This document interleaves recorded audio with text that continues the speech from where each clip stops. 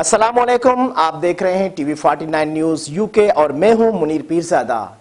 आइए आपको ले चलते हैं आज की खबर की जानिब।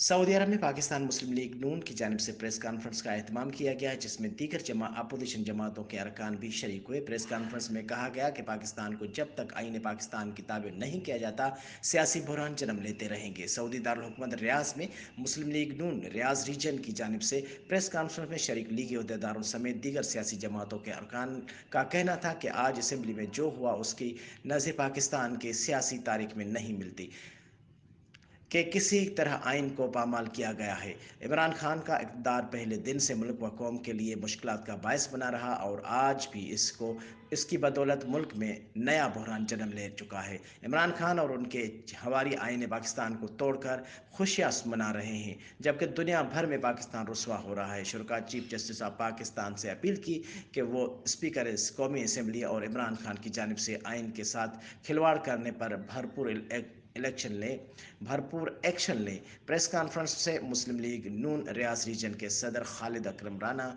काजी इसहाक मेमुन, हनी बाबर, राना अब्दुल रऊफ, फैसल अलवी समेत दीगर ने भी इजहार ख्याल किया।